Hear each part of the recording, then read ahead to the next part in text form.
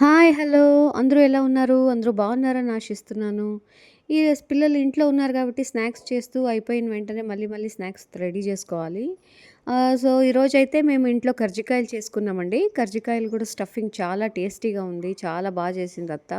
అత్త అయితే త్వరగా త్వరగా చేసేస్తుంది. నేనైతే కాల్చేస్తున్నాను.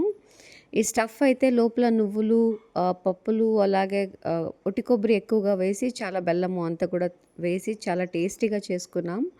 చాలా యమ్మీగా ఉంది. తర్వాత కొంచేపు ఈవినింగ్ అలా వెళ్దామని, బయటికెళ్దామని అనుకోని బయటికెళ్ళాను. ఆయనతో పాటు వెళ్ళాను. ఐస్ క్రీమ్ పార్లర్‌కి సడెన్‌గా సర్ప్రైజింగ్‌గా తీసుకొని వెళ్లారు. సో, టేస్టీగా, యమ్మీగా ఉంది ఐస్ క్రీమ్ అయితే. ఎంత ఎంజాయ్ చేస్తూ తిన్నానంటే, నాకంత ఇష్టం ఐస్ క్రీమ్స్ అంటే.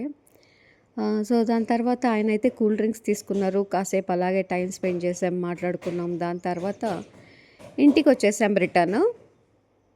రిటర్న్ వచ్చేసిన తర్వాత కాసేపు బయట కూర్చున్నామనమాట. కొంచెం టైమ్ స్పెండ్ చేద్దాం ఇంకాసేపని.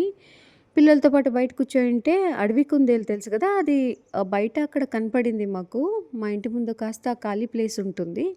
సో, అక్కడ అడవి కుందేలు కనపడింది. అక్కడ షైనింగ్ పేపర్ ఉంది కదండీ! అక్కడ కనపడుతుంది చూడండి చిన్నగా. నేను బయటికెళ్ళి లైటేసి తీసే లోపల అది పరిగెత్తిపోతుందని దూరంగా జూమ్ చేసి నేను తీస్తున్నాను. అక్కడ చూడండి ఆ చెట్టు పక్కలో చిన్నగా కూర్చోయింది.